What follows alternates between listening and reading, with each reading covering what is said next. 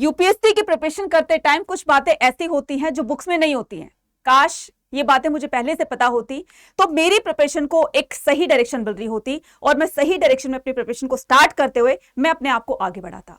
तो आज के इस वीडियो में वही मैं चीजें बताने वाली हूं, वही लेसन्स बताने वाली हूं जो आपको आपकी प्रिपरेशन में बहुत बहुत ज्यादा हेल्प करेंगे। So I wish I know sooner UPSC in the first attempt 12 lesson that could change your preparation strategy from day one।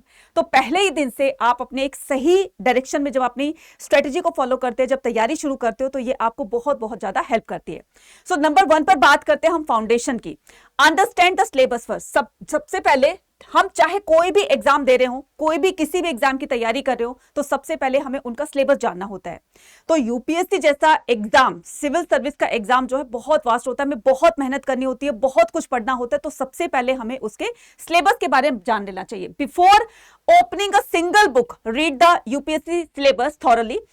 It tell you to exactly what you study. ये आपको बताएगा कि आपको एक्चुअल में पढ़ना क्या है, ठीक है, एग्जैक्टली पढ़ना क्या है।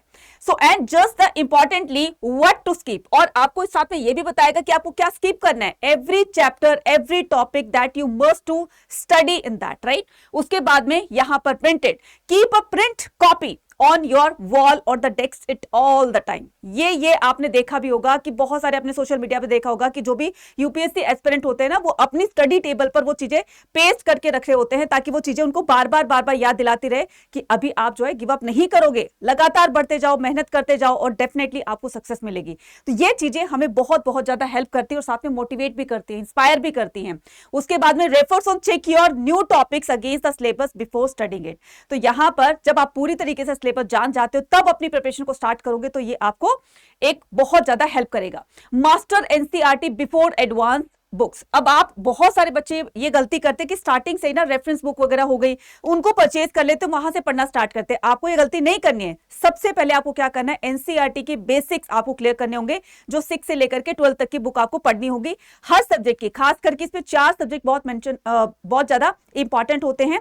हिस्ट्री होगा, पॉलिटिकल साइंस होगा, ज्योग्राफी हो गया और इकोनॉमिक्स हो गया। तो इनको आपने क्या करना है, बहुत थॉरली 6 से लेकर के 12 तक की आपको बुक पढ़नी है एनसीईआरटी की, ठीक है। उसके बाद में यहां पर बात करते हैं, देखो यहां पर दिखा history, geography, political science and economics, ठीक है। तो यहां पर अगर मैं हिस्ट्री की बात करती हूं तो हिस्ट्री की क्लास 6 से लेकर के 12 तक, उसके बाद में ज्योग्राफी क्लास 6 से 12 तक, उसके बाद में पॉलिटी 9 से 12 तक और यहां पर इकोनॉमिक्स 9 से 12 तक। कहने का मतलब ये कि ये वो सब्जेक्ट है जहां से आपको अपनी एनसीईआरटी से अपनी फाउंडेशंस जो है वो स्ट्रॉन्ग करनी है। उसके बाद में नेक्स्ट पर आते हैं, choose limit and the reliable resources. तो आपको उन्हीं चीजों को चूज करना है जो आपकी स्टडी में, जो आपकी प्रिपरेशन में आपको बहुत बहुत ज्यादा हेल्प करे। अब वो कौन कौन सी चीज होंगी ध्यान से देख लेते हैं। सो मोर बुक्स बेटर प्रिपरेशन। अब यहां पर मोर बुक्स का मतलब ये नहीं होता कि आप बहुत ज्यादा बुक पढ़े इसी से आपकी प्रिपरेशन ज्यादा होगी, नहीं भाई, ऐसा नहीं है। कम पढ़ो लेकिन ऐसा पढ़ो कि वो बहुत बहुत ज्यादा आपको हेल्प करे आपकी प्रिपरेशन में। तो यहां पर more books is not is equal to better preparation. One standard book work per subject revise of multiple times beats 10 book read one। कहते हैं ना कि 10 बुक को पढ़ने के बजाय अगर आप एक बुक अच्छे से पढ़ लो ना तो वो 10 बुक के बराबर का काम करती है, ठीक है। तो आपको क्या करना है, वो चूज करना है और खास करके एनसीईआरटी पढ़नी है, ठीक है। So less is more. यहां पर pick one trusted source for the subject and the stick to completely. आपको एक, चाहे आप जिस भी सब्जेक्ट पर स्टिक हो या आपको सब्जेक्ट जो है वो जो पढ़ना है आप उस पर स्टिक रहिए। सबसे पहले आपको क्या करना है, एनसीईआरटी अपनी ओपन करनी है, वहां से अपनी स्टडी स्टार्ट कर देनी है, बेसिक्स अपने क्लियर करने हैं। तो यहां पर पिक वन ट्रस्टेड सोर्सेज, जिस पर भी आप ट्रस्ट करते हो कि भाई ये मेरे लिए बहुत बहुत ज्यादा हेल्प करेगी, आप उसको फॉलो करना स्टार्ट कीजिए पर subject and stick it to the completely. उसके बाद में यहां पर डेथ ओवर द ब्रेथ, यहां पर क्या बोला गया कि revising the same material 5 times build retention better than the skimming 5 books. फिर से वही बात आ रही है कि आप जो है, मतलब अगर आप एक चीज को बार बार एक ही सेम चीज को आप बार करते हो तो उसमें परफेक्शन हमारी आती है, रादर देन कि आपने एक बार पढ़ा और उसको जो है साइड में कर दिया, फिर आपने दूसरी पढ़ी साइड में कर दी। तो बेटर है कि यहां पर क्या बताया गया है कि 5 टाइम बिल्ड्स रिटेंशन। तो आप एक चीज को जब आप 5 बार पढ़ते हो, ठीक है, इससे रिटेंशन पावर आपकी स्ट्रांग होगी, इंक्रीज होगी, चीजें ज्यादा याद रहेगी, रादर देन कि आप 5 बुक को पढ़े। एक बुक को 5 बार पढ़ लीजिए, ठीक है। तो ये आपका पूरा का पूरा हो गया। उसके बाद में यहां पर क्यूरेट योर लिस्ट। अब यहाँ पर क्यूरेट योर लिस्ट का मतलब है कि आस्क टॉपर और the mentors for a short proven resources list and follow it. अब आपके जो भी मतलब आप जिनको भी जानते हैं, जिन्होंने यूपीएससी का एग्जाम दिया हुआ है, ठीक है, जो सिविल सर्विस का एग्जाम है, ठीक है, वहां पर उन्होंने एग्जाम दिया, चाहे किसी भी तरीके का दिया है, ठीक है, मतलब अटेम्प्ट किया है, क्लियर हुआ ना हुआ ये तो चलो बात दूसरी है, तो आप उनसे थोड़ी सी गाइडेंस ले सकते हो, उनको मेंटोरशिप ले सकते हो कि हमें प्रिपरेशन कैसे, कहां से, कब से स्टार्ट करनी चाहिए, तो इससे आपको एक एक्स्ट्रा एज मिल सकती है, ठीक है।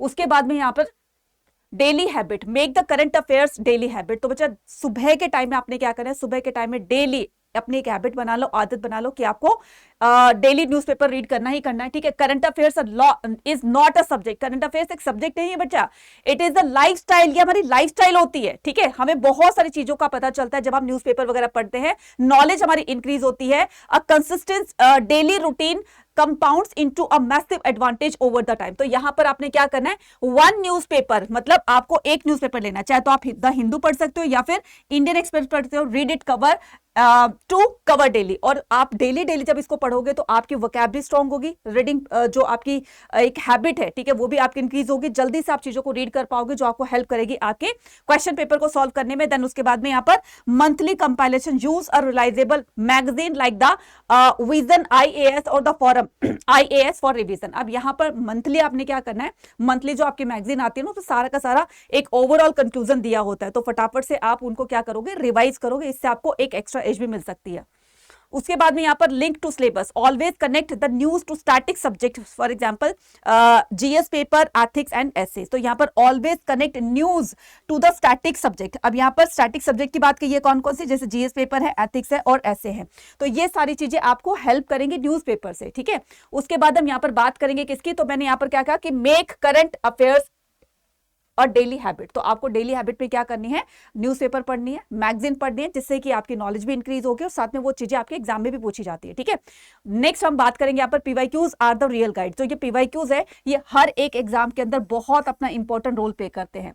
तो जो भी आपके PYQs है, ठीक है, यूपीएससी सिविल सर्विस एग्जाम में जितने भी आपके प्रीवियस ईयर क्वेश्चन पेपर होते हैं, आप उनको सॉल्व करना स्टार्ट कीजिए। इससे ये पता चलेगा कि आपके जो क्वेश्चन है वो किस तरह के पूछे गए हैं और किस अप्रोच के साथ में हमने सॉल्व करने हैं। और सॉल्व करते टाइम आपको बहुत सारी आपकी मिस्टेक्स पता चलेंगी, आपको ये पता चलेगा कहां पर आपका वीक एरिया है, कहां पर आपका स्ट्रॉन्ग एरिया, तो इससे आप अपने आप को इंप्रूव कर सकते हो।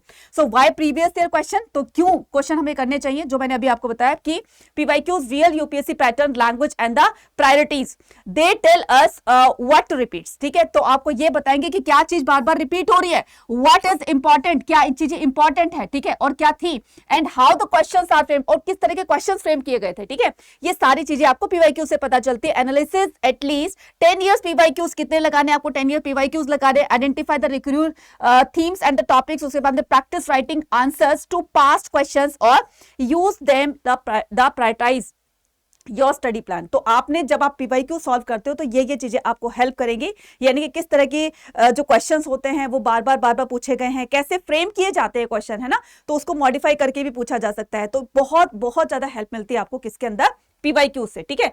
अब यहां पर आगे बात करते हैं, revision is more important than, revision किससे ज्यादा इंपॉर्टेंट है, revision is more important than most aspirant keep the collecting the new content but never truly retain it. अब यहाँ पर बहुत सारे बच्चे ऐसे करते हैं कि बहुत सारी बुक्स को ले आते हैं, बहुत सारे रिसोर्सेज इकट्ठे कर लेते हैं, लेकिन यहाँ पर जो पढ़ने का टाइम होता है वो उतना नहीं होता है। अब उन बुक्स को देख करके एक थोड़ी सी वो भी होता है कि थोड़ा सा बर्डन सा भी फील होता है। तो यहाँ पर जैसे आप अपनी NCERT से अपनी जो जर्नी स्टार्ट करने वाले हो यूपीएससी सिविल सर्विस एग्जाम की प्रिपरेशन के लिए, तो सबसे पहले थोड़ी बुक से बच्चा स्टार्ट करो, ठीक है।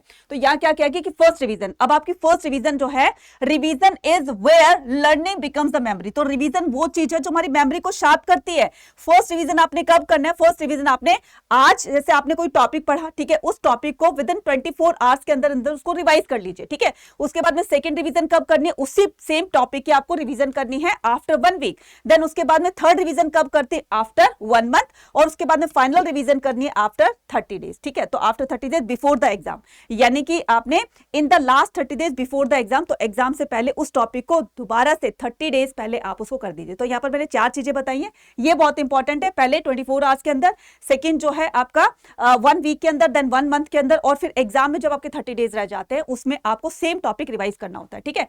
उसके बाद में start answer writing from day 1, ये बहुत बहुत इंपॉर्टेंट है। डे 1 से ही अपनी राइटिंग प्रैक्टिस स्टार्ट कर दीजिए, क्योंकि राइटिंग का एक बहुत बड़ा रोल रहता है यूपीएससी सिविल सर्विस एग्जाम को क्रैक करने के लिए। इसलिए अपनी रीडिंग और राइटिंग की हैबिट जो है वो स्टार्टिंग से ही बनाकर चलिए, ठीक है। यहां पर knowledge without the expression is unless the UPSC answer writing is a skill and like every skill it takes a month to develop. Don't wait until you have finished the syllabus, ठीक है। अब आपने, जब तक आपका syllabus complete नहीं हो जाता तब तक आपने गिव अप नहीं करना है, लगातार उस पर मेहनत करनी है, एफर्ट डालने हैं और इस तरीके से अपने आप को प्रिपेयर करना है। बिगिन अर्ली, तो यहां पर जितना जल्दी स्टार्ट करोगे चीजों को, जितना जल्दी प्रिपरेशन स्टार्ट करोगे उतना ही जल्दी आपको रिवीजन और प्रैक्टिस की तरफ बढ़ना होगा, ठीक है। Right the 2-3 answers daily from the start your preparation, तो अपनी जो प्रिपरेशन स्टार्ट करोगे तो डेली आपने क्या करना है, 2 से 3 आंसर राइटिंग करनी है, ठीक है। स्टार्टिंग में आपको टाइम लगेगा लेकिन धीरे धीरे हैबिट बन जाएगी, तो इससे स्पीड भी आपकी इंक्रीज हो जाएगी, ठीक है। सेकंड में क्या करना है, सीक फीडबैक, यानी कि ज्वाइन अ टेस्ट सीरीज और the peer group for the honest evaluation, यानी कि आपने क्या करना है, ज्वाइन द टेस्ट सीरीज। अब जहां पर भी आप वाईटी से, यूट्यूब से देख रहे हो या कहीं और से जो है आप अपने इस तरह की प्रिपरेशन करें, तो वहां के उसके जो टेस्ट सीरीज होती हैं आप उनको सॉल्व करना स्टार्ट कीजिए, पीयर ग्रुप के अंदर डिस्कशन करना स्टार्ट कीजिए, क्योंकि ये भी बहुत बहुत ज्यादा आपको हेल्प करेगी आपके इंटरव्यू तक आते आते, ठीक है। उसके बाद में यहाँ पर स्ट्रक्चर मैटर करता है कि इंट्रोडक्शन, अब यहाँ जब आप आंसर लिखते हो ना तो 3 चीजों पर आपने फोकस करना है। सबसे पहले इंट्रोडक्शन देना है क्वेश्चन आंसर का, ठीक है। उसके बाद में कि आप लिखना क्या चाहते हैं, तो शॉर्ट इंट्रो देना है, देन उसके बाद में बॉडी लिखनी है, उसके बाद में इसका कंक्लूजन लिखना है। ये तरीका होता है एक सही आंसर को, अच्छे से आंसर को लिखने का। उसके बाद में short note plus a mock test is equal to non negotiable, तो यहां पर मॉक टेस्ट और आपके शॉर्ट नोट जो है ये दोनों किसके बराबर होते हैं, नॉन नेगोशिएबल। तो शॉर्ट नोट बच्चे किस लिए काम आते हैं, create concise subject notes for the rapid last revision. बच्चा बहुत बड़े बड़े आपके नोट्स नहीं बनाने हैं, ठीक है। तो यहाँ पर जितने शॉर्ट आप नोट्स बना सकते हो उतने शॉर्ट नोट बनाइए, क्योंकि बड़े बड़े जब बनाते हो तो उनको देखकर भी लगता है यार इतना पढ़ना पड़ेगा, तो शॉर्ट नोट बनाइए ताकि रिवीजन में आपको बहुत जल्दी वो हेल्प कर सके, रिवाइज भी जल्दी हो सके, ठीक है। उसके बाद में they should your personal the encyclopedia not a copy text books, ठीक है। ये आपके किसी म्यूजियम में नहीं लगाए जाएंगे, किसी कहीं पर दीवार पर उसको सजाया नहीं जाएगा। आप अपनी हैंडराइटिंग में जैसा भी आप लिख सकते हो उसको लिखिए, फटाफट फटाफट से शॉर्ट नोट बनाइए, ताकि आप उसको, मतलब ऐसा तो हो कि आप उसको इजीली अंडरस्टैंड कर पाए, ठीक है। उसके बाद में यहाँ पर मॉक टेस्ट की बात करते हैं, ठीक है। तो stimulate real exam condition regularly, तो यहां पर अपना जो एक, मतलब जब आप प्रिपरेशन करते हो ना तो ये समझ कर करो कि हमारा जो है अभी एग्जाम है और हमें एग्जाम में बैठकर इस तरीके से अपने आप को प्रिपेयर करके लिखना है या फिर जो भी रीडिंग करनी है वगैरह। सो मॉक्स रिवील योर स्पीड, अब ये जो मॉक टेस्ट होते हैं बच्चे ये बहुत बहुत काम की चीज होती है, इससे हमारी स्पीड एक्यूरेसी तो बढ़ती है, साथ में स्पीड एक्यूरेसी के साथ में हमारा कॉन्फिडेंस लेवल भी बिल्ड होता है। जितने क्वेश्चन सही होते चले जाते हैं उतना हमारा कॉन्फिडेंस लेवल बिल्ड हो जाता है, और जहां पर आपके क्वेश्चन गलत होंगे तो आपको डीमोटिवेट नहीं होना है, बल्कि आप ये तो आपको इंप्रूव करने का एक चांस है कि ये गलतियां हुई है तो चलो इसको और इंप्रूव करते हैं, ठीक है। ये सारी चीजें आपको मॉक टेस्ट से बेनिफिट्स मिलेंगे। एनालाइज द टेस्ट, उसके बाद में जब आप देखोगे spending the 2 hours analysing a test is more valuable than taking the 2 new test. अब यहां पर जो 2 नए टेस्ट आप देने वाले हो ना, उससे बेटर है कि जो गलतियां आपकी हुई आप उसको इंप्रूव करो, ठीक है। जब वो गलतियां आपकी इंप्रूव हो जाती है तब आप नेक्स्ट टेस्ट लगाइए, ठीक है। उसके बाद हम यहां पर बात करते हैं consistency process and avoiding the FOMO. अब यहां पर कंसिस्टेंसी बहुत बहुत ज्यादा मैटर करती है, कंसिस्टेंसी बीट्स मोटिवेशन। तो जो कंसिस्टेंसी हम किसी चीज पर, किसी काम पर बना के रखते हैं तो इससे हमारे अंदर मोटिवेशन आती है, ठीक है। धीरे धीरे हम देखेंगे कि कॉन्फिडेंस भी आया, धीरे धीरे हम रियलाइज करेंगे कि हमें इंटरेस्ट के साथ साथ में हमारे अंदर जो कॉन्फिडेंस आ रहा है वो हमें आगे बढ़ाने के लिए आ रहा है, ठीक है। तो यहां पर consistency beats motivation, motivation fits build a daily routine that runs a discipline not the feeling. तो जब आप डेली इस चीज को अपनी लाइफ में जब आप इंप्लीमेंट करने लगते हैं, कंसिस्टेंसी बनाकर रखते हैं, तो इसी से ही आप आगे बढ़ते जाएंगे, कॉन्फिडेंस भी आपके साथ रहेगा।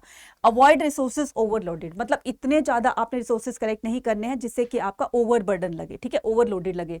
सो don't chase the every new book और the toppers strategy, FOMO kills the focus, trust your plan. अपने प्लान पे फोकस करिए, किसी का क्या प्लान है उसको कॉपी मत कीजिए, आपके हिसाब से अपना प्लान सेट कीजिए, देन उस पर स्टे रहिए। उसके बाद में यहाँ पर focus on the process, control your daily effort not the result takes care of itself, ठीक है। उसके बाद में अगर आप यहाँ पर अभी से और आज से ही अपनी तैयारी स्टार्ट करते हो तो उससे क्या होगा, धीरे धीरे जब आप कॉलेज में एंटर करेंगे, first year, second year, third year में एंटर करेंगे, ठीक है, फाइनल ईयर तक आते आते, राइट, यहाँ तक आते आते आपने पूरी की पूरी अपनी एनसीईआरटी जो है पूरी की कवर कर ली है।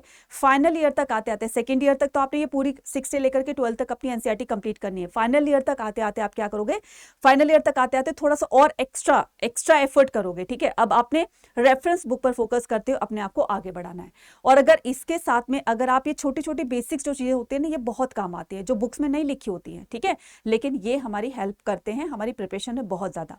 तो अगर आपको यूपीएससी सिविल सर्विस के एग्जाम के रिगार्डिंग कोई भी जैसे क्वेरी करनी है या कुछ भी ऐसा मन में डाउट आ रहा है, तो नीचे डिस्क्रिप्शन बॉक्स में हमारे एक कम्युनिटी का लिंक दिया हुआ है, ठीक है। और इसके अलावा यहां पर जो मैं आपको बताने वाली हूं तो ये है बच्चा, ये आपका है अड्डा 24/7 का, ठीक है, बुनियाद यूपीएससी फाउंडेशन बैच है, ओनली ₹1 के अंदर, ठीक है। अब मैं बताऊंगी आपको कहां से कैसे इसको परचेज करना है, कहां पर आपको ये मिलेगा।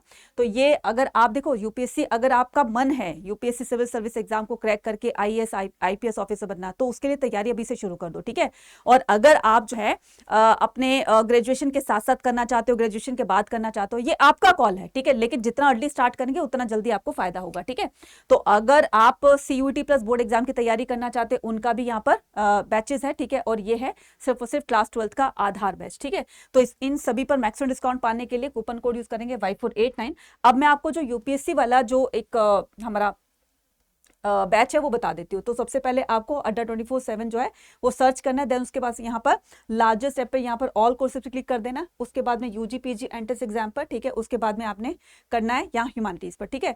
तो आपका यहाँ पर देखिए यूपीएससी फाउंडेशन के नाम से एक बैच दिया होगा, ये रहा, ठीक है। अभी आपको दिख रहा है ₹100 का, लेकिन यहाँ पर जो है जब बाय नाउ करोगे तो ₹1 हो जाएगा, ठीक है। आपने क्या करना है, UPSC1 लगाना है, कूपन कोड लगाना है, बाय नाउ करना है, मात्र ₹1 के अंदर आप इसमें एनरोल कर लोगे। और यहाँ पर बेसिक जो जो होते हैं वो स्टार्टिंग से वो चीजें क्लियर करके चलो, ताकि हम आगे और अच्छे से अपने आप को प्रिपेयर करें। इसके अलावा अगर आपका कोई भी डाउट होता है कमेंट सेक्शन में लिखकर पूछ सकते हैं। And all the very best, आपका सपना जरूर पूरा होगा अगर आप मेहनत करते हो तो। Thank you.